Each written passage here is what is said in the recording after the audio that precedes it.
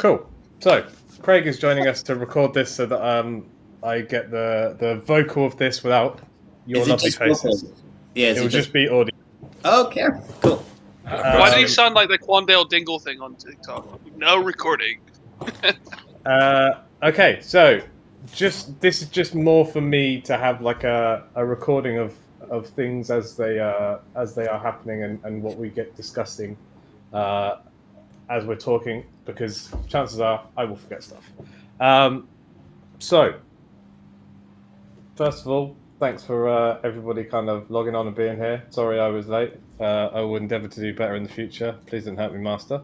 A couple of quick things in that this is Spelljammer, so it is as close in D&D as we can get to kind of sci-fi without it being anything actually sci-fi. So this is going to be taking place across a range of different what are known as sort of like wild space systems is what they're called, but they're essentially like little solar systems. So you can go between those wild space systems. We will be beginning this adventure in what is known as realm space. And realm space is essentially all of the various planes that are what makes up the Forgotten Realms setting. So where you would have played D&D for guys who have played in my campaign before, that one in Fandelver, that was all like all the Phandalins shit that was happening in Toril, which is a plane that operates within realm space. So you guys are going to be beginning in realm space, but branching out, and then it's kind of there will be a campaign. If you guys derail it, then fuck, man, who knows where we'll end up. But there will be a way to start. I'm planning, again, kind of this is one of the reasons to have this discussion in the first place, but I think all of you guys seem fairly keen on it, to kind of have a essentially like prequel of things that happen before the campaign begins. Now, for most of you guys, obviously, sort of before the campaign begins, it's essentially a chance for us to have you guys meet before the main events of the game, and also to kind of give you guys a reason to be in the main events of the game. The plan so far is for you guys to start out at Spelljammer Academy. I will run that adventure fairly similar to how it is on D&D Beyond, but I'm changing ship-to-ship combat rules because they seem like they're going to be really fucking lame, and I don't want to play lame combat. I want you to be able to actually feel like you're doing proper like inter-ship combat, which means that we will probably be using the Star Wars 5e rules. I will get you guys to all sort of like, probably one of you is essentially going to have to like manage the ship's kind of character sheet. I will also hopefully ask one of you to be like a note taker and put those notes out there in like a digital way so that everybody can kind of play along, and somebody is kind of the person you rely on to maybe not remember things about your character, but kind of generically where the plot went. Also, I take edibles pretty much every time I DM, and I don't remember what happens, like minute detail. So I record the sessions, but it would be nice to have like physical notes, because sometimes it's just nice to have them in the calendar so I can look back and go, oh shit, like, 5 sessions ago we did this. And it just also helps with timekeeping. You are, as part of kind of maneuvering through different realms, different wild space systems, that requires probably a lot more travel than the game that I'm used to playing in terms of campaigns. It might take you, for example, 30 days to fly somewhere, or it might take you, 100 days to fly somewhere if it's far enough away, or if you're moving between different wild space systems. So having an idea of what you want to be doing with your downtime would be good if you can build that into your kind of character, in the same way that Tay in the last campaign was pretty much always thinking about business. He was a businessman. thinking of something that you can kind of do for your character outside of just the usual adventure would probably be something to think about while we kind of start talking about this character creation sort of setting. And D can definitely help you guys out with that, because I know that he's kind of baked that into what he plans for his character. Is kind of a lot of downtime and kind of outside of it. And for example, for Austin, a gunsmith and kind of being a gunslinger in a world that doesn't traditionally have firearms, it might be that kind of almost works itself out in that you spend a lot of time essentially tinkering with making weapons, making ammunition, etc. is your downtime activity the majority of the time. But kind of thinking of something that you might want to do. I will put this out there, but it will come in the overview document that I will send out that will hopefully kind of summarize my part of this to all of you guys. Downtime is super what you guys make it. Like Tay got really into it last time, and I literally ended up having to make a whole system for starting businesses and how business would work. And then we did it. And now that's part of the game. So that's already now part of it. And if you really want to do something, we'll work it out. I do also want to have at some point we'll talk about probably a little bit later on, probably when I take my edible. We'll talk about what you guys are cool with, what you guys are not cool with in terms of lines, veils, things we don't want to have in the party, things we don't mind you guys doing. Some people will be like, and I'm sure probably from you guys is like past experience of playing with everybody, probably we're going to say things like no inter-party sort of thievery, no inter-party killing, etc. That's something to have a conversation about now, because it might be that all of you are like, fuck yeah, man, I don't mind like a bit of people trying to stab me in the back in my own spaceship while we're Thievery miles is out in fine. space. Bullying is Yeah. not accepted, David. Yeah. Don't bully my low intelligence character, all right? It wasn't a All low right? in. No. It was a low passive perception. right? No perception. Hey, that's on you, my guy. That's on you. We gave everything back. So that will be it. I'm essentially going to plan this out so that we have an optional prequel. I think Tay, you were kind of up for it enough, and D was up for it. Basically, to do you guys through this Spelljammer Academy, and that'll be kind of like essentially an introduction to Wild Space that will kind of cover a lot of the bases, so I don't have to sit here and kind of go, "Here's a big fucking lore dump. Get on with it, kids." And that will be then a good reason for you guys to meet. This is going to take place basically the year after the demobilization date of the people who would have been part of this academy. So when you go to the academy, you sign on, you do a 16-year tour. You might be stuck on the planet, you might be floating around, you might know the places. That's kind of a bit more of a you decision to make on what you want to have been doing in your time. Maybe you dropped out straight away and you didn't take part of it. But the campaign is starting basically 17 years after you finish the academy, and about 18 years or so, 18, 19 years after you finish the prequel. All of you being tends to be from D&D, longer lived races. You know, what's 19 years between friends?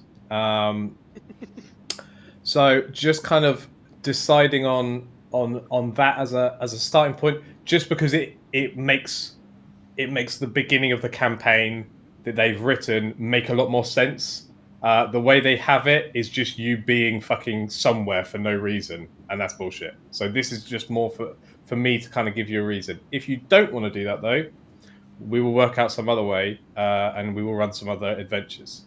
There are two essentially campaigns that I have that work in the place that we are going to be in.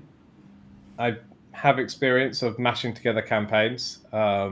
So this is going to be a bit of there are two different places you can go and ways you can do this and routes you can go. One will be a bit more episodic and a bit more one-shotty, and one will be kind of larger episodes. But they're all very modular and chunky. They've done something quite nice in the way they've built campaigns now that first of all makes them really easy to customize and change, which I like because I don't really like the written stuff as it is. But also it kind of works so that hopefully you can kind of do everything to finish the session. So it should be a bit cleaner than the way we've played it before, where it might take us like 4 sessions of like crawling through a fucking dungeon to finally fight fucking Nesnar, that absolute cunt. But this is just kind of, you know, general things. Your character in the main campaign will begin at 5th, okay? But Spelljammer Academy is essentially like a rocket fucking ship of 1 or 2 levels a session to get you guys from 1 to 5th. Okay. I'm going to say up to 7th level, everything is customizable. If you come in on one session and you're like, actually, no, I think this feat is fucking hot garbage. I really don't want to be stuck like this. Talk to me, we'll change it. After you hit 7th level, you ain't changing shit until I make it work in the story, okay? In the same way that, you know, Pebble had a wonderful fucking magical girl transformation in Wayback Cave and became a sorcerer. You know, Sailor Moon moment. yeah, I can make it work in the story, but that was me having a long conversation with Cal about here are the things that you can possibly be, because I already had the discussion with him before about where do you want to take this character in the future.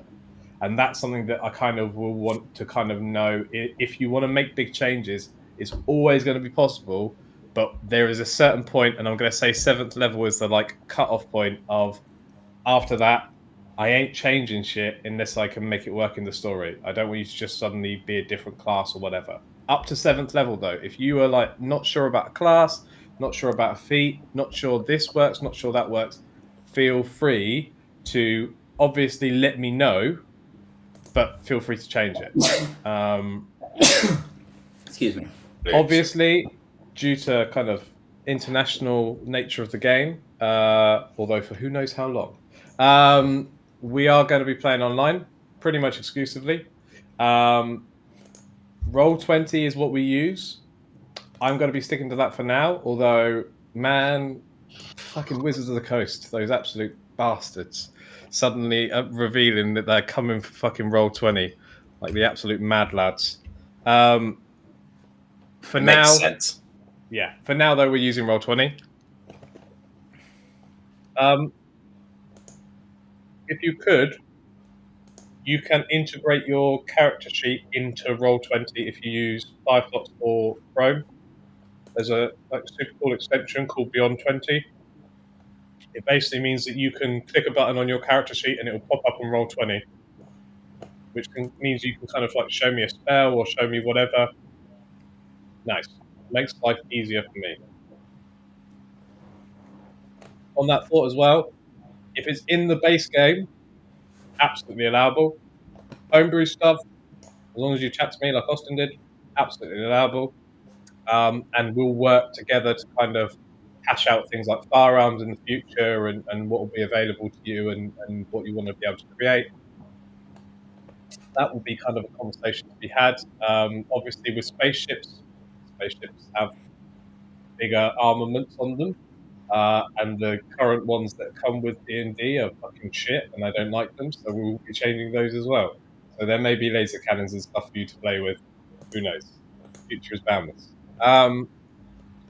I will give you guys the essentially spaceship rules document for Star Wars, but kind of if you're doing the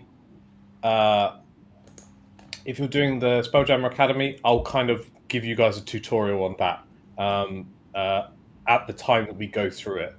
There are essentially almost like subclasses that you can pick on the spaceship, so you can be like a pilot, which I know Tay was keen to kind of go down that route. And if you're a wizard or something, that's actually basically you need to be a spellcaster. I'm thinking Wizard Ranger. If you are a spellcaster, you work as a pilot. That's the only caveat. You need to be able to cast spells to be a pilot in D&D because of the way spelljammers work.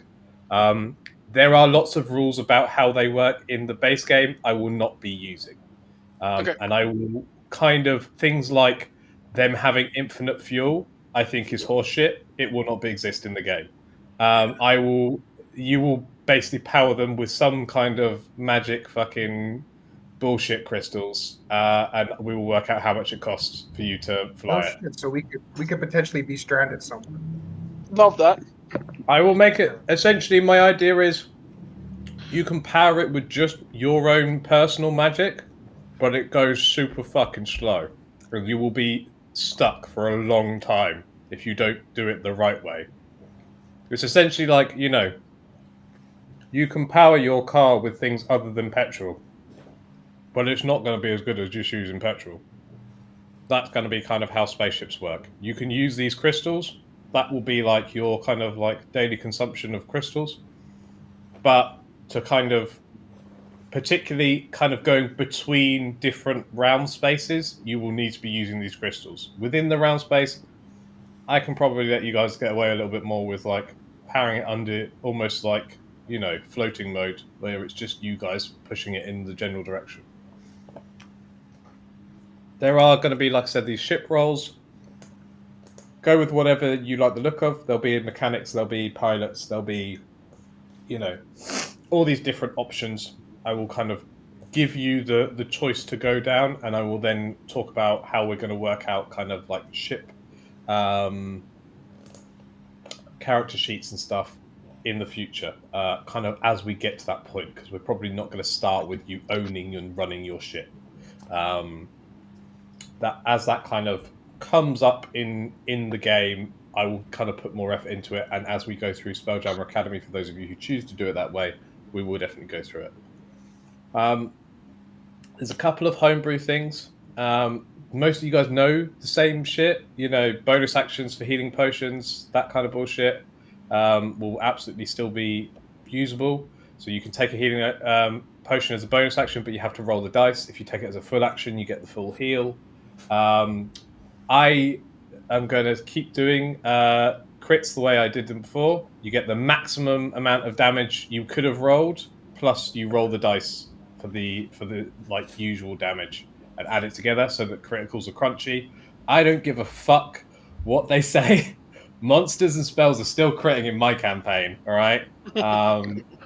You do all get to have a feat at level 1 though, because why not? Especially if they're not like really dickhead feats like Polearm Master or Crossbow Expert. Like, and for people like Austin's character, he kind of needs the gunner feat to make what he wanted as a gunner work, which is like almost melee firearms kind of expert. Kind of needs to be having the gunner feat. And same with D having the chef feat. It kind of really fits with the character at level 1. And makes a lot of sense. Other than that, if you just touch base with me, because obviously some shit like Sentinel, I'm not letting you get at level 1. But there will be stuff that I won't mind you getting. After that, I think there's a couple of other things. I will probably also be considering adding in one other thing with the way they do homebrew. So one other thing, which hasn't really ever come up in my game so far, if you get revivified, you are revived with 2 levels of exhaustion. Okay? Yeah. So you take 2 levels of exhaustion every time you come back up. Obviously, if you take, so that means you can go down twice in a combat and get up, but there will be like penalties each time, essentially. If you go down more than twice, if you get revived again, you're gone, okay? Because you would have had too many levels of exhaustion. You're just dead, okay? So you can go. It basically means you get essentially 3 lives every combat. And there is a way to do with, essentially you can choose to ignore the level of exhaustion and keep going, and then take an extra level at the end of it. So I let you kind of adrenaline rush through it at the cost of taking more exhaustion. Exhaustion is essentially 2 levels of exhaustion. Basically means disadvantage on all your attacks, but then it gets nastier the further along you go. And by I think level 5 exhaustion, your speed is 0, and when you get to 6, you just die. So it's a consequential thing, but just because otherwise you get revived in combat, and it's whatever, man. Like, especially because we might have a cleric in the party. Revivify is like a 50 gold. Like, fuck yeah, let's keep going. and it just kind of takes a lot of the like stress out of combat. To add to your stress, I'm also going to say that death saving throws are now going to be privately sent to the DM, so that only the DM and the player know what you rolled for the death save. And we will judge by your face reaction whether we need to save you or not. But you are not telling anybody, oh, I've rolled like a 12, I've got a success.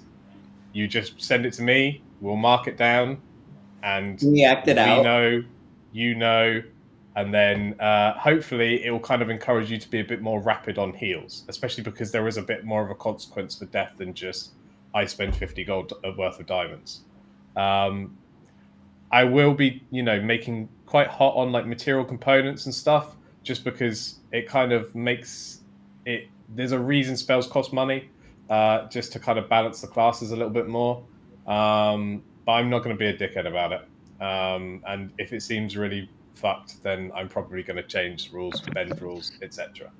Yeah, Revivify's 300 gold pieces per spell slot. Is it? Yeah, I thought it not was cheaper 50. than that. No. Fuck it. It's still only 300 gold, and yeah, by so the it's like time you get 300 to where you are, it's still not a lot. The one thing I am also probably going to change is, and probably the only thing that I liked, is the one D&D like new way they do inspiration. So I can give you inspiration now. Inspiration is just like a flat out advantage on attack roll, but whenever you roll a nat 20, you get 1 inspiration. And if you already have an inspiration, you can't have 2, but you can choose to give it to a different person instead. So if someone's rolling like garbage and you're rolling like hot fucking nat 20s all day long, long may that happen. But you can kind of pass on advantages to your friends. There is a thing in there about a nat 20 always succeeding and nat 20 always failing. Fuck that. That sounds like also hot garbage. We're going to go by Pathfinder 2e rules. Succeed by more than 10, that's like a fucking major success. Fail by more than 10, that's the critical failure. So if you have like a +5 in fucking athletics, and then I'm asking you to make like a fucking DC 15 athletics check, you're not really ever going to fail. And especially once later on, you're getting like pretty crunchy bonuses and expertise and stuff. It's going to be very hard for you to like critically fail a task, where it's like a really bad reaction to it. But just to kind of, there will still be critical success and critical fail, and I will make them work pretty much the same way as they always worked in combat. A 1 always misses, a 20 always hits, and a 20 does crit damage, and that's kind of it. Do you guys have any questions while I eat my rapidly cooling dinner? Yeah, one question just for in terms of flavor of the campaign. Mm-hmm. I know with this party or this group of players, we tend to be quite combat heavy. But just understanding the flavoring of Spelljammer, dungeon crawls and like long slog combat stuff, are we going to be seeing much of that? Just because that's going to inform my character decision. I'm going to be hopefully running this as fairly balanced 50-50 in terms of I want you guys to have the opportunity to roleplay. I know we haven't been particularly traditionally fabulous at it, but I think you guys in particular have kind of bonded a bit more free playing the game. That's why I'm going to hopefully have this be as much as possible, obviously technical issues allowing, a kind of webcam on, like looking at each other's faces, like actually kind of players talking to players. There's going to be big chunks of downtime where you guys can have those kind of conversations amongst each other. And obviously you're facing things in space where sometimes there is no way that you will be able to fight it. That, like, if you're coming across some like literal asteroid spider, and that is a thing, you might not be able to fight that thing. So you might need to find a way around it. And I will try and give you an out in combat, and there is always the out of running away. However, I know you guys are all big kind of gamers, and combat with you guys is a lot more fun. we will still be doing combat. I don't know that we will be doing so many like dungeon crawls as like smaller combat encounters, but quite a lot of them through a kind of adventuring day. When we travel, I'm probably going to rule it that a short rest is like your nightly sleep, and a long rest will be like multiple days of like relaxing. Just so that kind of informs the way that you get spell slots and stuff back when we're doing longer journeys, so that I can kind of give you encounters and not have you always be at full. In the same way that, like I said, you might run into a couple of encounters in a adventuring day. I still like big boss battles. There may be the occasional dungeon crawl. I don't think it will be like full on combat all the time. There will be big chunks of downtime and big chunks of like you're going to be expected to basically do a lot of politics and maneuvering. I know there was a bit of talk of kind of wanting something a bit more court intrigue.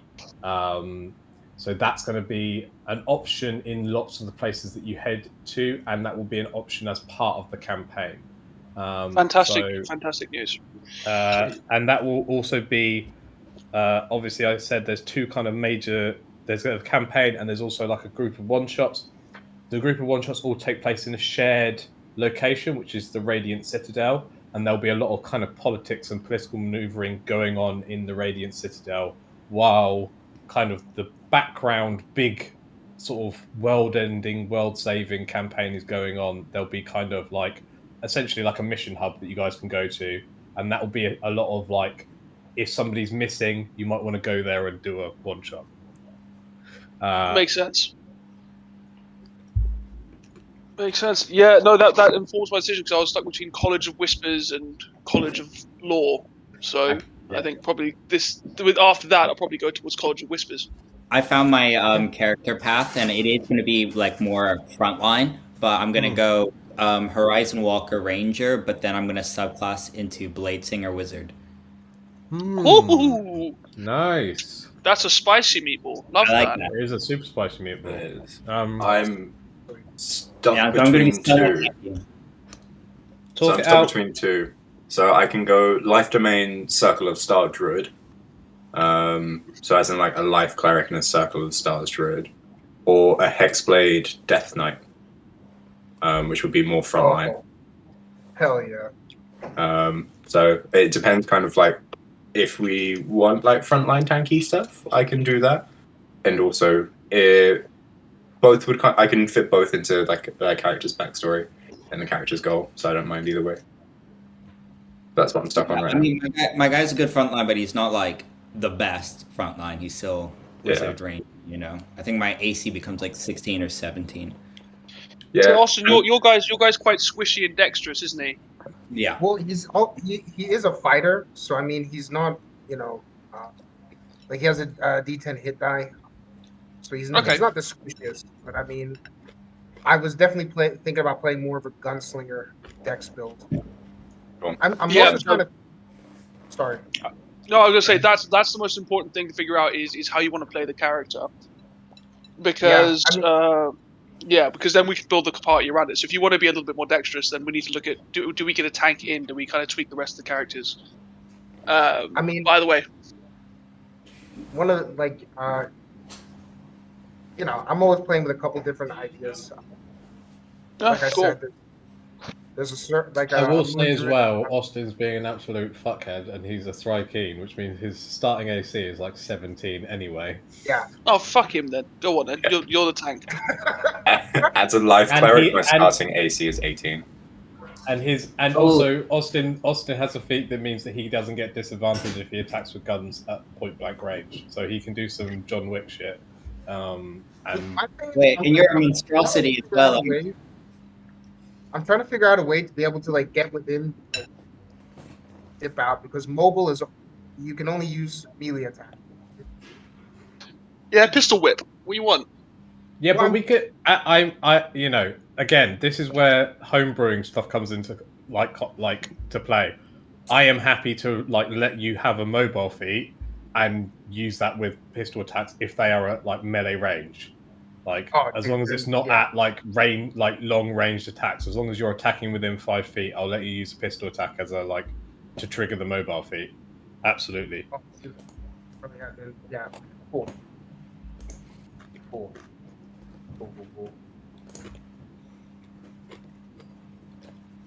So, you go and gunslinger, then I will probably go Death Knight. That kind of sealed it for me, honestly. Yeah. I mean, the thing is, like, dude, if you want to go the life cleric, I've been playing the idea of doing like a paladin hexblade myself for a while. Gunslinger sounds so fucking sick. No, yeah, stay with the gunslinger. Also, I will say, like, there is a like on the like I said there's about like ship rolls. One of them is gunner, and if you have those like trick shots that you can do with your normal gun, you can do them with ship guns as well. So I can make a ship have disadvantage. Fuck yeah, okay. Yeah. Plus, like the race I'm playing is a fire blog, for blog or however you fucking pronounce it.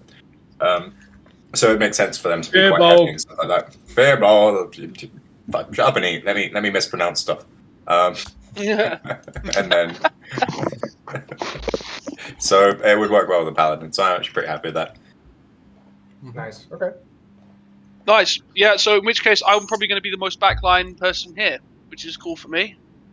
Makes a nice, very, very nice departure from last campaign. Oh, I know. Yeah. Very, very, very welcome departure. What do you get from Whispers that you don't get from Lore, by the way? Because Lore, I know, is like the best kind of like all around bard class, if you know what I mean. Yeah. So with Whispers, and I'm going to have to talk to you separately at some point to maybe tweak something with Whispers to make it a little bit more calculable. But Whispers is like very, very limited fire. But it gives me like all the spycraft stuff. Okay. So I get my attacking stuff is psychic blades, which is like a ranged weapon, which we're gonna have to retweak. Words of Terror is all right, which is a nice little fear spell. But then the Mantle of Whispers, which is like disguising self sort of stuff, and then Shadow Law, which is like a diminished version of Dominate Monster, but with like an 8-hour duration. So like charming stuff, revealing plot secrets, stuff that's going to piss you off, long and short. Yeah, you're going to have to lead the dialogue and social interactions. Callum, you're pretending that you guys actually looked for any plot ever, and you're acting like I'm going to be annoyed that you're actually doing things to do with the plot. Oh no! The problem is bearing in mind that I have before given David like a letter, and I think he still has the letter from like 4 months ago because I expected you to find it way sooner. I still definitely have that. But yeah, no, I'm going. Yeah, my guy's going to be a little sneaky talky boy. Have any of you guys thought about like your backgrounds and shit? I have a basic idea of mine that I was effectively found buried, under like some under some debris, like ancient stuff. I am like a proper old Warforged, like right from the beginnings of Eberron. That was left aside. All of my memory's gone. I have no connection to them, but there is also the new background as well that might fit that in terms of like being an ancient thing that's kind of forgotten in the idea of drifting through. Think about the new backgrounds. I didn't think about the new backgrounds now that I'm. Neither did I. Go have a look. None of you are the new backgrounds. I'm so happy with the class, by the way, because I get to like teleport in, attack, and then teleport back out. That's gonna be fun. Wait, what other background was released besides Wild Spacer? You got Wild Spacer and the other one, which like basically Lost in the Astral Sea, essentially. Astral Drifter. Astral Drifter. Yeah, that might be the one. Yeah, I was going to say that kind of fits with the backstory you're thinking of, I think, Cal. Yeah, the long and short of what I want from the character is for him to be a bit lost out of time. But because he's going to be completely rewired and then have a little bit of time around people, so it's just going to be slightly inquisitive, curious, a little bit, man without a past kind of thing. Okay. Yeah. And I'm going to lead to that leading that into his character a little bit, being a little bit faceless, a little bit devious, a little bit mistrusting, and not very trustworthy. Okay. So that's where I'm going with him. So I'll have a look at the new backgrounds, but that's effectively the background. And then in terms of the academy, it'll be set very, very recently after I've woken up. Okay. If that makes sense. Yeah, I mean, my guy's going gambler background. I was thinking getting kicked out of the academy, something like that. So like I've done this adventure, and then shortly after, I get kicked out. Okay. Yeah, that absolutely works. All I kind of want from the academy is an excuse to kind of give you a bit of a Spelljammer 101. To have a reason that you all would know each other. Like that kind of ties your party together as you are all, and you don't even need to be attending this sort of like reunion, but basically you're all kind of going to a reunion in like the kind of same plane that the Spelljammer Academy is on, which is on the same plane as sort of like the Forgotten Realms. It's kind of just off the Sword Coast, I guess, sort of geography wise. So you guys could all be like meeting up essentially in one of the ports, like Waterdeep or Neverwinter or something like that. That's kind of nearby. That is a place that they would have dropped you guys off from when you initially left to go Spelljammer Academy. Because Spelljammer Academy is on like an island just off the coast.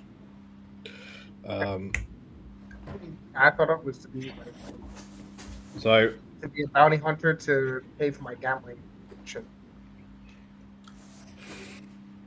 About as much as I got so far. I love a gambling addiction. That's going to tie in very, very well. Are you going to like multi-class into a rogue?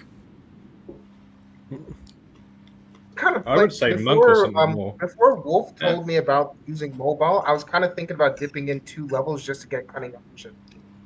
Nice. I was kind of playing with that idea because it would fit, and I was thinking how I could do short range gunplay and then also get the disengage. But I mean, now that I get mobile and he'll let me use it, I'm kind of thinking that through again. Yeah, I suppose so. Plus, I get sneak attack, which would be nice. Sneak attack is always. Have we got character names, boys? My name is Bob. What are you, Taylor? I haven't thought of that yet. I haven't thought of it yet. This is probably going to be one of my more serious characters. So, like, I'm. Oh, Edgelord Taylor coming in. I can't name him Myrtle the Turtle. You can't call him Edgelord. Taylor is the most chaotic human being in D&D I've ever seen. Him playing a serious character is so good. I cannot wait. I'm so excited for this. Okay, I have like a kind of a vague outline. I've told you guys this before, but I love the trope of the man just constantly searching for his wife. But like in the mini campaign, I don't think it's happened yet. It's going to be like his high school sweetheart or whatever. But there's space clowns, right? And I want them to have kidnapped my wife. So if he's ever around a circus or a carnival, he's going to just see red. Love that. You and your fucking random beefs is my favorite thing. Unicorns, clowns. Unicorn. This one's not random. He actually has beef with clowns in real life. Personal. It's just been one since childhood. Let me just tell you that much. That makes sense. Yeah, I've just realised actually from Callum saying that. Yeah, you get random beefs like, oh yeah. I dislike unicorns. Oh, thank you very much. Not yours. Sorry, I got delivered. Like a specific unicorn. Not yours, it's your father's. Yeah. My guy's called GarageBand. That lost mythical software that runs many Warforged. I hear. I'm thinking between GarageBand or LimeWire. One of these two things will be my name. Gotta be LimeWire. I think LimeWire is the one that fits better. Lime, because you can call him Lime for short. But I'm going to play him very, very fucking seriously, which is going to be. I'm going to have some fun with that. I can. Very, very. By the way, I think we're all kind of getting the I don't like. Obviously, I don't know. Like, don't want to presume. I'm getting the vibe that we all kind of want to take our characters a little bit more seriously in terms of playing them as yes and characters. no. Yes and no. Yeah, play them as a character. I don't want. I like obviously D&D is meant to be fun, and it's a bunch of lads getting together, probably drinking and playing a stupid game where we pretend to be other people and roll dice. It's never going to be 100% serious. Also, like the whole of sort of Wild Space is pretty like wacky in terms of space clouds and shit. But like I do want it to be fairly serious in terms of like character interactions with each other, and a bit like I definitely think in our main campaign in particular we had a real habit for being like, yeah, there's demons under the church. Yeah, fuck this, we're doing other things now. Like let's bounce. Like and just kind of maybe a little bit more thinking about what would my character do? How would my character react to this? My character would have done that. My character kind of realized that things were trying to get pinned on us. Your whole character though the whole party was chaotic. So yeah, we were all various range of chaotic, some ranging from neutral to good. Yeah. But yeah, one thing. In terms of do's and don'ts and ground rules, are we at that part of the conversation yet? Yes, absolutely. Okay. So the one thing I will step on real quick, in terms of inter-party or intra-party interaction, I do not mind a little bit of subterfuge. Not playing my hand here at all, boys. But you fucking blame the bard. No, but I feel like the nature of like traveling and being somewhat, space piratey or whatever, can lend itself very nicely to a little bit of gentle mistrust, which I think will be good, because one of the things that we had in our last campaign is we all very much immediately trusted each other, with the exception of Martin and every other character. That's which I appreciate. That's very much the real Martin coming through into That's just mine. Which I actually appreciated about his gameplay. So yeah. I think it's just about like nailing down what that means for you guys. Like what are you guys okay with and what are you guys not really. I think. The long and short of it is where I stand as what I'm okay with inter-party shenanigans and bullshit, be that thieving, be that backstabbing, or whatever, is as long as it is very, very clearly what your character would do.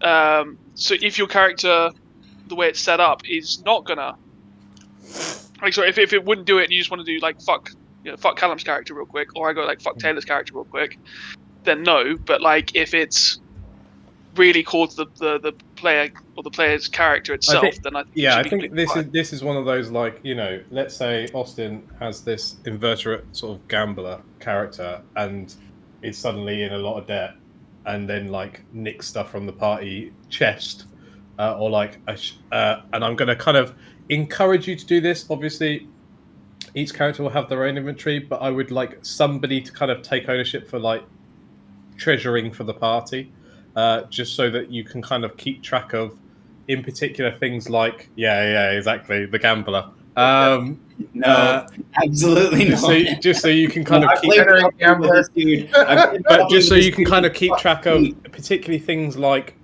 300 gold diamonds and other important stuff, so that you know how much you have. I will make it fairly easy to buy these things, but I do want you to have to like buy the physical diamond, not just be like, oh, I spend 300 gold, I can revive someone. Like, you need the components. I'll make them really fucking easy to buy, but you will need the actual components for spells that you're casting. Just in the same way that I'm going to be a bit of a dickhead with Austin and bullets and stuff like that, because that's kind of built into his character, and it gives him a lot of excuses to make shit during downtime. You will be getting, at some point or another, a ship. As I said, I'll go through like clearer rules. I'll send you guys out basically like a quick rules and a like, here are the classes you can be for a ship. Like subclasses essentially. Those will level up like it will take a long time to level between those classes, but they're kind of like little buffs to piloting a ship. When we do ship-to-ship combat, it will be like your whole ship will have a turn, and you guys can just organize that however you want. Because essentially the way it works is you get like X amount of ship actions, and you can spend what are known as power dice to like do extra cool shit, like move the ship further, or like do like, you know, Austin would be able to like do his like distracting shot or something like that, just to like, you know, add a bit of flavor to combat. Because the way it's set out and the base rules at the moment is garbage, like real hot garbage. I'm, you know, that's me being very polite and calling it garbage as well. Just having my pudding. Any sort of just quick red lines in terms of things we will not touch in terms of concepts during the session? We've already talked through them now, because Austin, we haven't we played me, Taylor and David have played together. We haven't all played together with you as well, but I imagine we've all got the same lines, really. Yeah. So torture is a gray area. What's a great torture? I'm a death knight now. I don't mind. I think, so again, that's the kind of thing that, you know, as it came up in the game, we kind of did it as it happens, but it's just kind of like a bit of an off-screen thing. Like Kanye went off and tortured some folks. It's like Sims, get into like the specifics of it. Like Sims having sex. I would be very surprised if you guys came up with scenarios that I feel very. I don't know. Like currently, Taylor's wearing Jimmy Savile glasses, so we'll draw a line there. It takes him off pretty quickly. Are you wearing my Jimmy Savile glasses, Taylor? Are they in your bag? Yeah. Do you see your bag? You keep that my bag hostage. Bag. No, Taylor was next door to my house on Friday, and he decided he didn't want to come say hello or bring the bag over. My feelings are hurt. That's because that bag has been there for months, Callum. Almost. I'm 90% sure that bag. I've been to Taylor's house like 3 times, and that bag is still there. North London's scary. It's okay. What are we thinking about our first session for this? It kind of obviously next weekend is a no, but until the beginning of September, I've got a lot of flex, and then most Sundays I can do. Obviously, I know there's one Sunday in particular that is probably not worth scheduling anything for, that like weekend of the 17th. Let me know if you do a one-shot that weekend, by the way, Connor, because I'm going to be staying around recovery. I was going to say, Cal and D, if you guys want to come up to Reading and do like some in-person D&D, like do a one-shot and just drink, because I've got the house to myself and I'll be bored. I might do. I'm getting a fairly large tattoo on the 15th, so I may not be keen to do things, but. Well, dude, if you want to come up on like the 16th and chill for a weekend and stay in my nice big house on nice comfy beds, I might do. Yeah, that sounds like a good idea. Hey, do we have plans on that Sunday, or is there somewhere we have to be? Me? On the Sunday of the 18th, is there somewhere we have to be? I know that we have the... Dude, there's gonna be a big party after the wedding. Is there? But isn't the wedding the party? No, then there's an after party. Yo, bring me in. What the fuck's this about? What is this? Usher concert? Like, I don't understand. I'll bring my fucking maps. Just turn up at the door. Guys! You have to go save the realm. So, I'm gonna say sort of what looks to be the next available date would be the 4th of September. I'm easy on that day. If everybody's available. I should be probably in the afternoon, like late afternoon for that one, because I have promised my housemates I'm going to clean the house with them. So that's another thing to talk about. Is just I think we discussed this it was about like between 3 and 4. 4 o'clock seems to be the one that works best for Austin. What are thoughts? Anybody against that or for that? Or I think we were all kind of, like Martin was the one who doesn't like playing later on in the day. I think all the rest of us were I'm pretty chill about it. I'm easy. I generally prefer playing a little bit later in the day because then I get more stuff during the day, and then I know like once I play D&D, that's it for the rest of the day. Yeah, this is the thing is I am chronically single, so I have nothing to do in the evenings of a Sunday. Yeah. So, whereas I said, like, I'll be either very hungover on Sundays or so cleaning 4 house o'clock works quite well, I think. So I'm going to pencil in for now Sunday the 4th as our first sort of inaugural session. Start at 4. It won't be like a late one because obviously I have work the next day, but it's 2 days of inset, so fuck 'em. If obviously there is a time that you guys want to work out like before then. The other thing about this is I'm gonna say this in that I intend to do this essentially with our like what is now going to be monthly game, lads. Is if you give me a week of notice, we can move stuff around. And like if it works out for everybody, we can do a game like in the middle of the week or whatever. Like I have a bit of flexibility, but I kind of need like a week to know whether we're playing or not, because obviously prep and kind of planning out what we're doing, particularly when we're like possibly going here, there, and everywhere. To kind of add on to that is obviously if you guys could, be a bit blatant if you're planning to head someplace the next like session, that would be pretty nice. Like if we can kind of like have a general consensus at the end of session of like we plan to hit this place.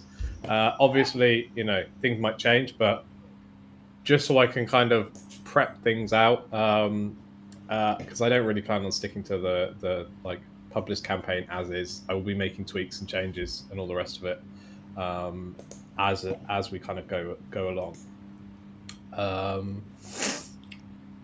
One other homebrew rule, I don't know if no, I talked to you guys about inspiration. I think I've covered everything that I wanted to cover. It's more just if there's anything else that you guys want to talk about, any other lines of veils. Just to confirm, this is weekly or bi-weekly? Bi-weekly, because this will be my third campaign.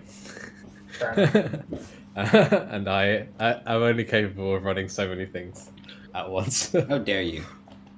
I know. So this will be campaign number 3. But bi-weekly also kind of works quite nicely in terms of it's a little bit more flexibility.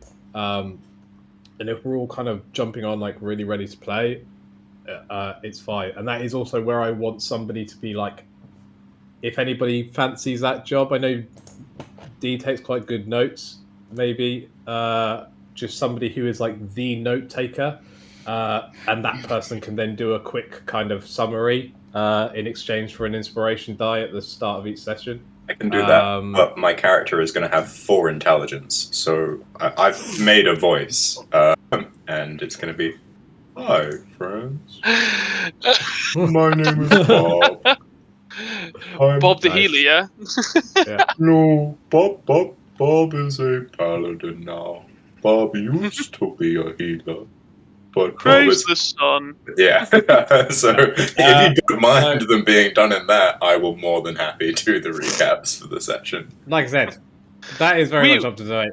But essentially, what I need is somebody to kind of volunteer to be in charge of looking after the ship stat sheet, which I guess would hopefully be our pilot, maybe, if Tay would be up for that. When we kind of get to the stage of having a ship stat sheet, just to kind of, Yeah, I mean, I'm going wizard and ranger, so. I'd say there's the spell. We've got like all of us can do some sort of spellcasting, can't we? Bar. Yeah. But just sort of from a piloting kind of perspective of like, just it'll be him kind of, I guess, leading on decisions based on the spaceship because he'll have the sheet, but you can all kind of have a copy of it. Sounds when we good. Do ship combat. Do we have somewhere written down the roles of a ship? Like what do? Yes. Engineer, gunner, pilot. Yes, we do. I will probably have to. Give me 1 second. If I have everyone's emails, I will email it over to you. But I will just post the link in the chat. Oh, jeez. So if you guys go into the, I'll put it in general chat. That is the link to the kind of selection, essentially. There is one that just, if you click on starships and you click on deployments, the options are coordinator, gunner, mechanic, operator, pilot, and technician. I assuming obviously that Austin's going to kind of go down the gunner route, and Tay was keen to kind of be the pilot, which is sort of movement and tactics, and then the rest of them are however you want to do it.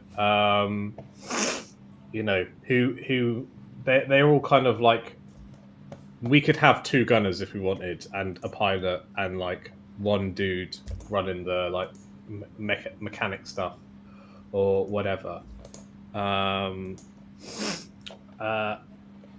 mean, what would be like the stats that would be aligned to these? Yeah. So you can kind of look, but I will say with a lot of these stats, the sort of like piloting ones will be mostly like dex and strength and stuff. But your ship has its own stat block as well. So some of them will be like you using your stats, but a lot of them will be the ship has its own stat block. So like it's not really about your stats being really high. It's about your ship having a high stat in that thing. That's fair enough. That's cool as hell. But what I was getting at is like, what stat would make a good mechanic? What stat would make a good?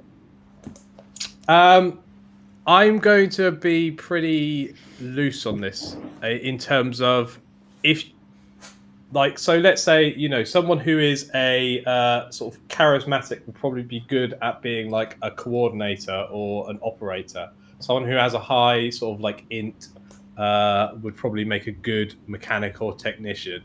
You probably want to have decent dex to be a gunner or a pilot. Like those are kind of I would say probably the generic stats that would help. But this is almost like a little mini game separate from the game, in that the ship has its own stat block, and this class levels up separately from your main class. So you could be a level 2 operator, but you could be like a level 10 paladin. Like they're not the same thing. You see what I mean? This is just because otherwise it's like the way ship combat is set up at the moment is it's literally like, okay, you get to within 500 feet, you can make 1 attack. You get to 250 feet, you can make 1 attack, and it's like nobody really gets to do their own thing on the ship. It would just be like, okay, we all make an attack, because it takes 3 people to use 1 weapon. It's just a bit dumb. And it seems boring, and would mean that you guys wouldn't ever want to fight ships inside a ship. Whereas if we do it with this way, hopefully you'll be like, yeah, fuck it, we'll either take down that ship or run the fuck away from that ship because it's got loads of cannons and we're tiny. Is the way.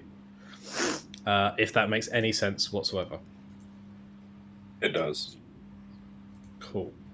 And also because I want you guys to have a ship. The other thing that comes with the ship having its own stats and all the rest of it is you guys can mod your ship, or build your own ship, or any of the above. Or tame our own ship. Or tame a ship, or tame a creature, build a ship on the back of it, and then mod the fuck out of it. Absolutely. All of the above are options. There are some, most of the time at the beginning, your ships that you're going to be using are going to be what are considered like small or tiny, because like a small ship is like a crew of 5, which is essentially a small ship is enough for all of you guys to cruise around the galaxy sort of day to day. A tiny ship is like a 1-person fighter craft, and then they get bigger and bigger and bigger and bigger. So obviously once you start getting to the... Was that? Are we going to have a crew?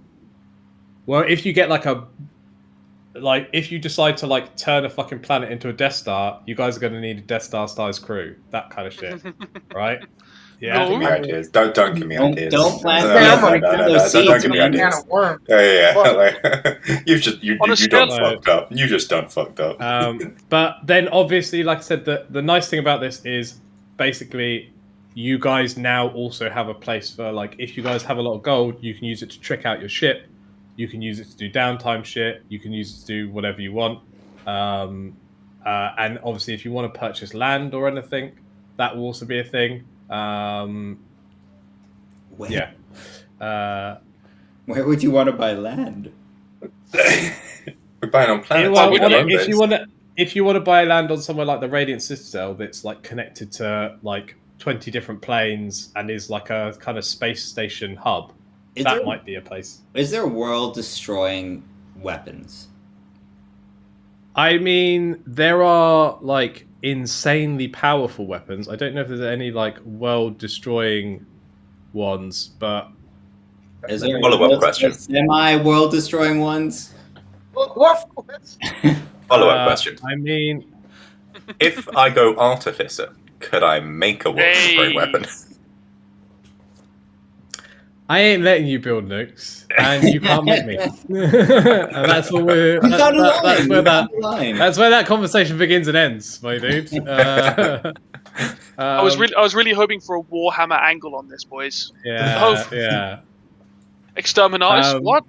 But I'm just going to build Daleks. the other thing, just to sort of like obviously not spoiling everyone's fun, but the other thing is basically ship scales up in terms of damage. So I'm not gonna make you roll like 20 d6 or like 200 d6 for a fucking laser. You'll roll like 2d6, but if you hit a person with that laser, then you times that damage by 10. Okay. Because like it basically you can use your spells to attack a ship, but then you divide the damage by 10. You can use your ship to attack a person, you times the damage by 10. What would be the strength check to carry around a ship class gun, essentially?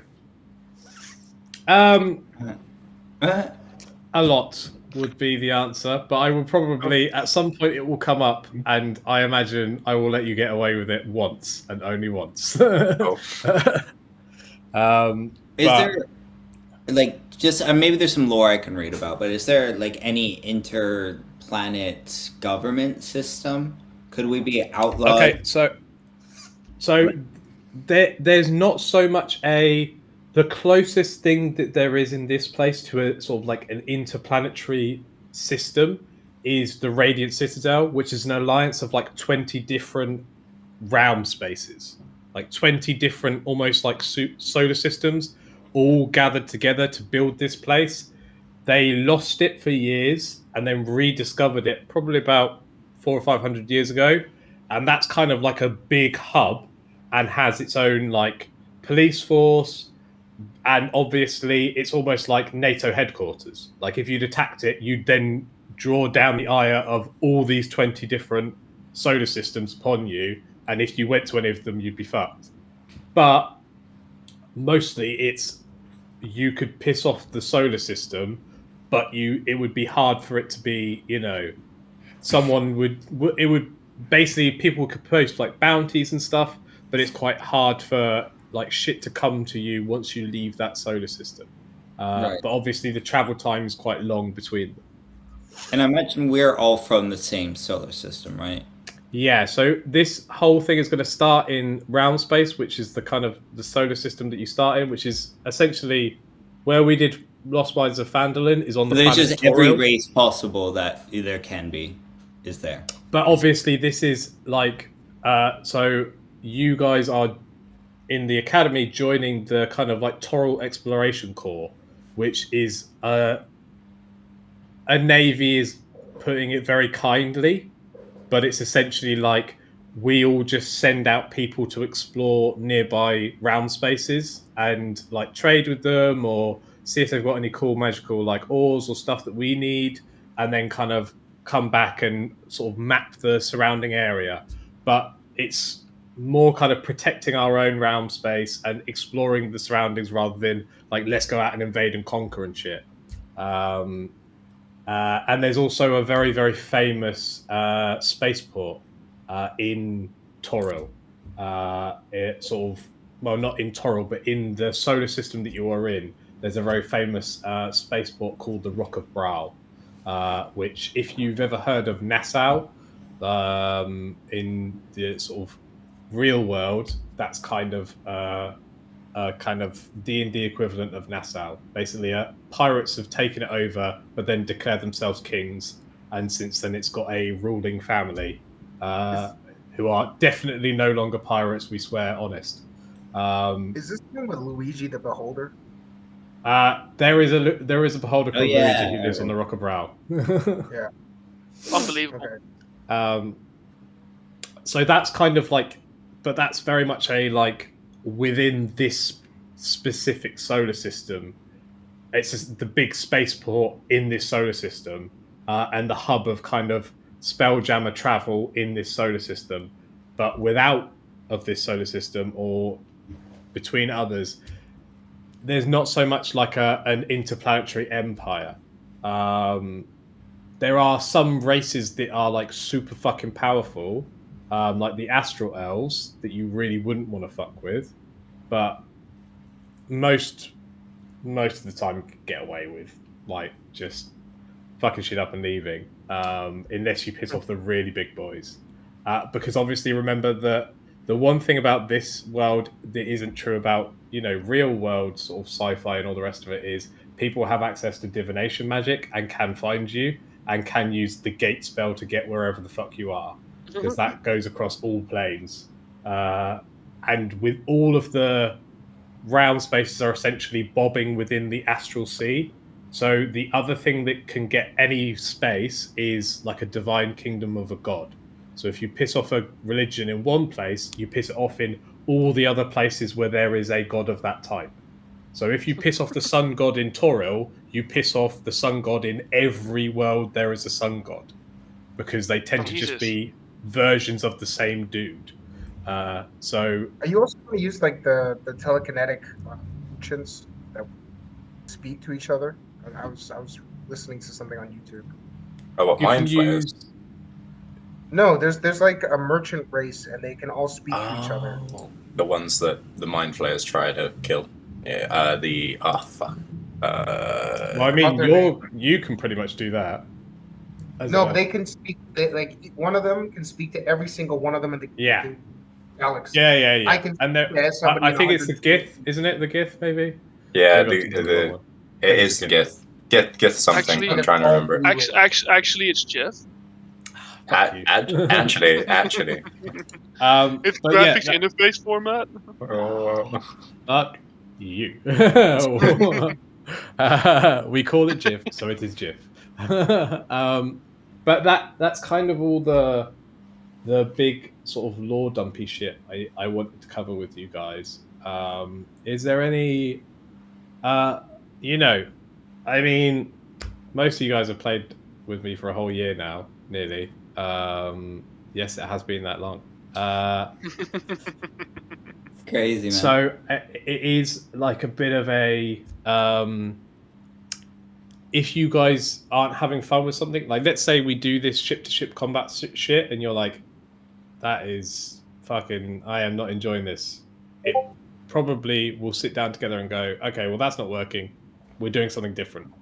And we'll sort something out, and I don't know what it will be, but we'll just try something different.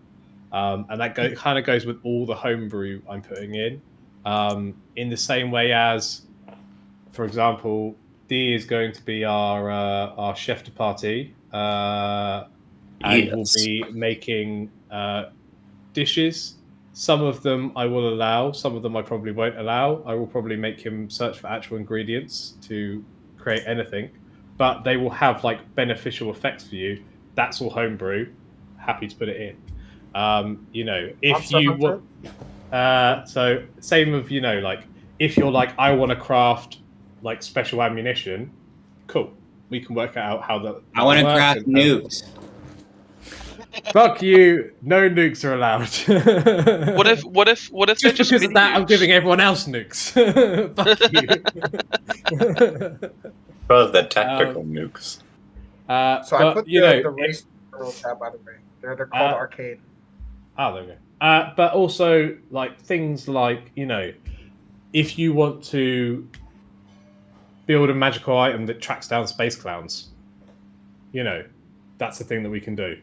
And that's the thing we can work on. If you want to spend all of your time forging missives from the Radiant Citadel to nick their money or buy their shit, that could also be done. If you want to go make an auto note? I mean, possibly. If we go down that route, probably you'd need to be an artificer, I think, to really let that fly. But that might be something that you want to do later on anyway, like going down the gunner route. If you're making your own shit a lot, it might be that you want to kind of spec into artificer for a bit and kind of build some magical weapons. I mean, I could do that. I could go artificer for you. I don't mind. You're very quickly, very rapidly moving away from having a healer in the party once again. No, we changed. We can't facilitate me being a life cleric, unfortunately. Thoughts on large-scale biological weapons if you're not keen on nukes? Oh, Wolf already knowing Bane's thing. What I'm going to say to you is this, Callum. If for some reason you happen to produce something that is as epidemic-like as COVID and unleash it upon Spelljammer, I am going to make sure that someone comes to hunt you down. And it will probably be some Mordenkainen-like motherfucker who crosses many planes to fuck you from many different universes. That sounds like a Rick and Morty sketch. I love it. Yeah. I am Butcher Bacterium. Citadel Ricks will just suddenly appear in the game, and that will be it. But again, you're welcome to do anything you want, and I will try my very best to facilitate it. I will punish you for doing dumb shit at any point, because that is also the nature of the game, is that you can do fun shit, but if you're going to do something really, really dumb, you are going to get punished for it. Yes. Stupid tax. Space, so I can punish you in the most convoluted and ridiculous of ways. But that's kind of... I will also say, if you go on the Star Wars sort of thing, it also has the list of equipment and modifications and stuff like that that you can have on ships. And I'm going to be pretty much just say, yeah, fuck it, you can have all of those things. We'll change the name of them, but essentially you'll be allowed to have any of those things that are within those books, because we're kind of using that as our little how starships work. Which means, you might get guys might get like 100,000 gold and just plow it all into building a cool fucking like weapons deck and kitting it out with like a bunch of torpedoes and shit. But that will be something for you guys to decide as we kind of get to that point. I will probably at some point give you guys a chance to like I said, move things around or to change ideas or change things that aren't working as we're kind of moving through this. Also, you're going to need to check in with me on ventures, because a lot of the ventures things have obviously different classes, which we don't have in our game. So we'll have to work out how and when we're going to let you use certain things. But yeah, is there any other shit that you guys need? So just to confirm, I am going Death Knight. Is that correct? You want me to go Death Knight and not Artificer? I'm cool with whatever, man. I say go over what you want to. Yeah, same as Taylor there. Sweet. Just in terms of morality of campaign, how are we sticking? Are we good boys? I mean, my guy's gonna be relatively good, but you know, he's gonna have a crux. I mean, my guy's a bounty hunter and a gambling guy, so I don't. My guy is unbearably like nice in a way. Okay. Cool. So I feel like mostly good boys, but there's still going to be, you know, it's a tough world out there. You're flying through space. You're going to be on your own a lot. You know, I think there's going to be a certain amount of looking out for numero uno. And if this devolves into you all being murder hobos, then that's what will happen, and you will be chased by whatever fights murder hobos in space. I'm quite offended that you think that of me. But at the same time, like I said, if you guys want to kind of tie in the whole intrigue, politics aspect of it, there will be space for that in this campaign. Like there will definitely be space for that. That's built into part of the campaign, although I think they've done it really poorly. But it is kind of like set up for you to do it that way, of, you know, talking to allies, getting people on your side.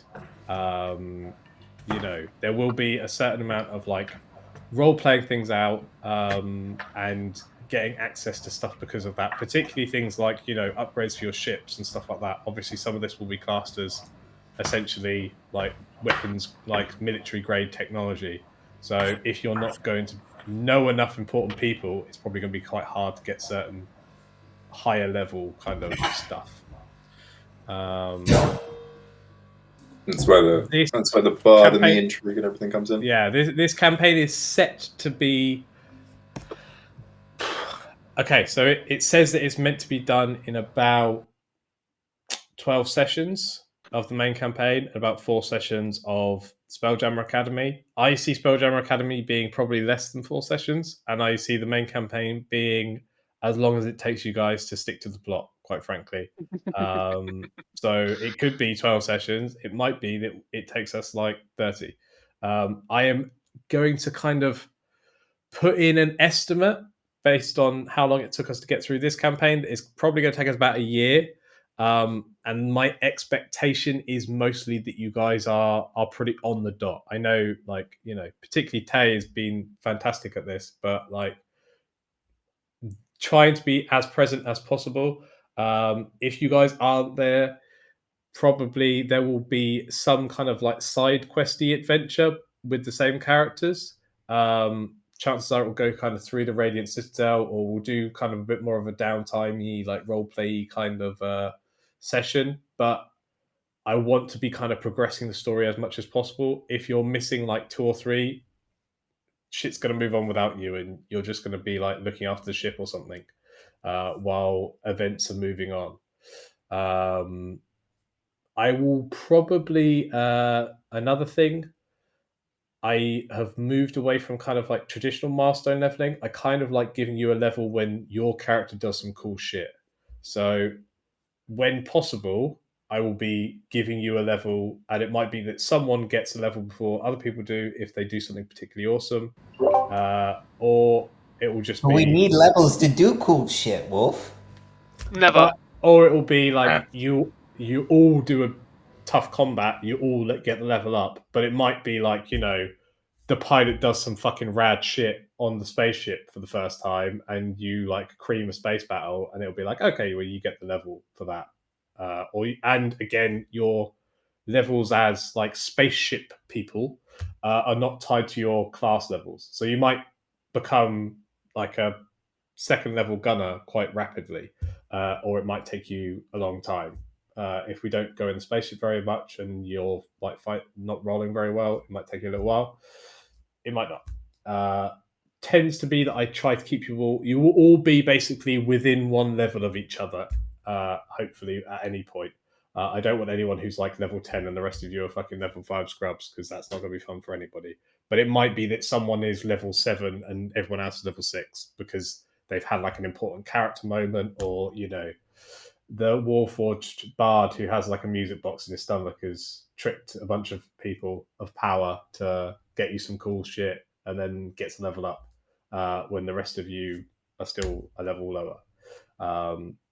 Kind of just rewarding you for doing what your character would do, you know. So, for like pets and stuff, are you gonna limit us to things that we can summon, or if we come across something cool, we can try to tame it? I'm going to say you can come across something cool and take it with you, but the one thing is, spaceships have limited room. A spaceship with the spaceship that you will probably be piloting. Don't know yet because obviously things might change.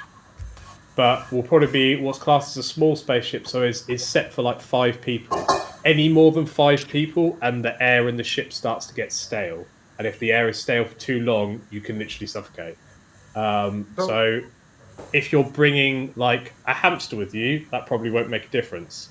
If you're bringing like 3 bears with you and starting an owlbear breeding program in space, might be an issue because they will be using up a whole bunch of oxygen. And then air might get stale and shit. Then we stay on the planet and breed them there. But if you then decide to like put in the hundreds or 200 or 300,000 gold it would take to build a space station, if you want to build a fucking breeding farm on your space station, fuck yeah, rudge it up, man. Like, you know, like that's. Can we commandeer ships? So like, you know, say we come across one that's slightly better than ours, can we just like, you know, steal it? Like, I don't know how it would work in Fall Space, but you know, in like pirate movies where they would like swing over to the other side, kill everyone, and then it's I will say with with some ships you can absolutely commandeer them. Some ships you can't for political reasons, as in the people who run these particular ships literally, if the ship is not run by their people, they'll just blast you out the sky instantly. Like they're very distinct or something like that. Or it might be because, like, for example, beholder ships are just not pilotable by people because their physiology is so different.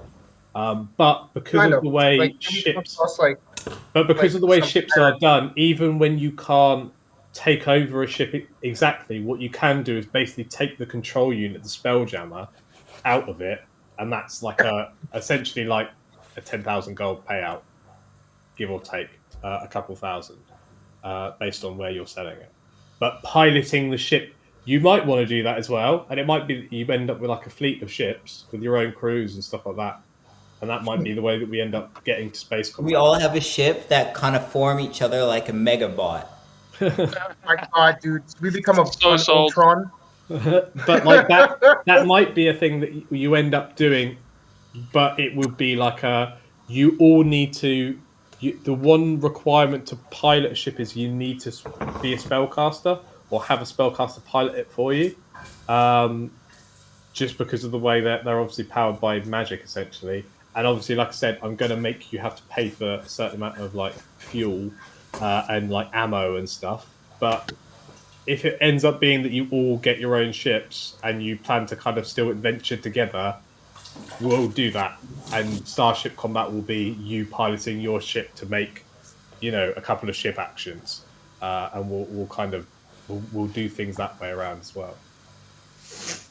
But at the kind of beginning level, you aren't even going to have your own ship for a little while. Okay. Sound cool to everybody? It sounds really cool. Sounds good. Looking forward to it. Be fun. Right. Yeah.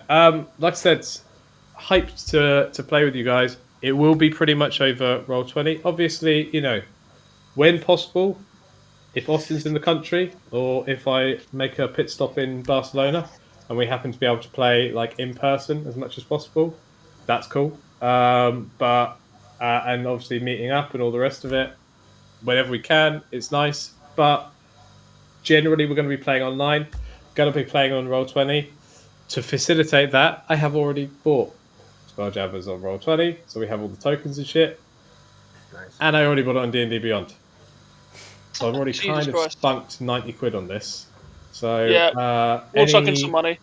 So basically, if I can get like, you know, 25 quid off each of you or 20 quid off each of you, that would be swimming.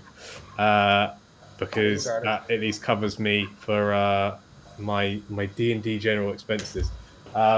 also I did buy obviously the Radiant Citadel and a couple of other bits and bobs. I'm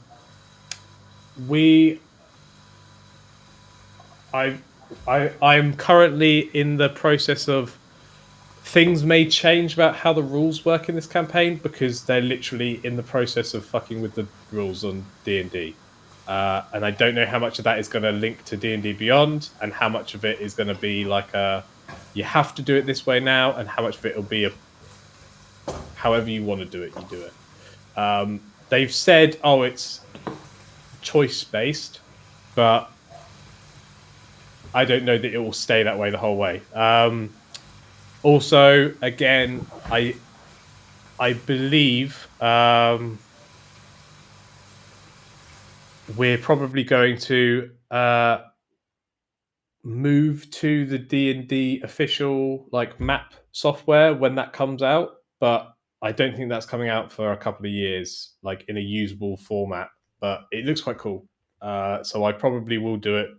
But a lot of it will depend on how integrated it is with D&D Beyond, how much it costs, etc., etc. But for now, Roll20 is what we're using. If you use the Beyond 20 extension, it pretty much links it all in. You can roll from D&D Beyond, and it will show up in Roll20, etc. Just kind of makes life a bit easier.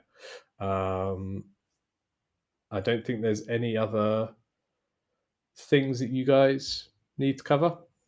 No, all good with me. Yeah. You could, if you could just make sure that we have who's going to be in charge of the ship's character sheet, who's going to be in charge of an inventory, who's going to be our note taker, and even just sort of having somebody who's going to kind of keep an eye on scheduling or in combat as well. I might have you guys start somebody else to keep track of turns and stuff, just to make life easier for me. Because it just keeps things a bit simpler and means that I'm not fucking up and forgetting people's turns, which sometimes happens when I'm running lots of monsters at once. No, it sounds good. We'll talk amongst ourselves, guys, in terms of our characters and how they work, and then we can start building. Are we all kind of vibing on Spelljammer Academy? That was what I was assuming. We're all going to kind of do that. I like it. It's kind of like an intro prologue. It's like we're essentially going to do a real quick boot camp for spelljamming, and then obviously some of you might stay at Spelljammer Academy, some of you might fuck off, and then we'll start the main campaign essentially, like I said, about 17, 18 years after the events of the prequel. So that means that you guys have that time to kind of also do backstory stuff. So for example, for Tay's character, he might have met his wife at Spelljammer Academy, but then in that time of being on tour, Space Clowns have kidnapped her, and so he's dropped out of the army, or it happened just as he was retiring in a shock event kind of thing. He'd just become happy and settled down on the farm, and then Space Clowns came and took his wife. And the main campaign starts with you guys all at level 5, basically having a first class reunion after you've all been demobilized from the Corps. So 17 years after you've finished the academy, this is the first kind of class reunion of 1491, because this is taking place a bit further on. Obviously, all of the people in this campaign would long know of those famous Yeezys that have long spread across the Sword Coast, alongside the name of their creator. But this is kind of taking place a bit in the future from events as you know them. So it's up to you guys to... Basically, I kind of want to know you all to know each other before you get to the academy at that point in your life. And then if you want to have hidden stuff that's happened in that kind of period, or, in Callum's case, obviously, it will be a blank to you guys because he doesn't even really know. Then it's that nice 16-year gap to kind of come up with some character secrets in that time. But you all did know each other quite well at one point, and then it kind of gives us a reason for you guys to kind of team up again at the beginning of the events. And then whether you choose to go down the route of the campaign, or go off and do your own shit, or go and become space pirates and live a separate life. That's a decision that can be made after we do these kind of prequel academy sessions, which, remember, you guys can start at the age of 14 in the academy. It's the youngest they take. So how old you want to be when you start, how young you want to be, that's how old or young you can be. So the main campaign starts with you guys all at like pretty much late 30s. Thryking lived till they're 25, so maybe I can go in a year. We can just have age be a different system. Well, I know that like time is weird in the astral plane. So. Yeah, absolutely. We can have you've been out like searching through the astral plane, so you might not have aged like at all. You might still only be like 10 years old at the time this counts, and obviously Thryking. And we're all just going to be like really surprised to see you, like, dude, what the fuck? Yeah. But also, Thryking only living 25 years means that you got accepted into the academy at the age of 1 because you were Thryking. But everyone else had to be 14. But you could have started at the age of 1. So it would still be, you'd still only be 20 at the sort of maximum. Because I didn't know they lived only such a short time. But yeah, you can set your age to be whatever you want your age to be. And I will say, being in the astral plane completely screws your body's sense of time. So you could be much, much, much older if you spent a lot of time in the astral plane. Yes, sir. Callum, the walking accordion may have existed in the astral plane for thousands upon thousands of years, alongside living for thousands of years as a warforged. So, also, dude, they're sending out Dragonlance next. Oh, so much to look forward to. Love that. Right, boys, I'm gonna jump off at that nice point. Looking forward to it. Player characters, let's have a chat at some point. Figure out kind of how we're going to set up the ships, party roles, that sort of stuff. Make sure our party's meshed. I know Connor's busy DMing 15,000 things, so we can kind of just compare notes outside of one of these session 0 sessions. Okay. And again, that also kind of goes into like downtime and stuff. Where possible, I'll hopefully leave you at the end of a session traveling somewhere so that you guys can basically just kind of tell me what you would do with all the extra time you're going to have. And we can resolve that outside of the session, just to sort of speed things up. But yeah, thanks guys for being cool dudes. I think that's everything we need to know.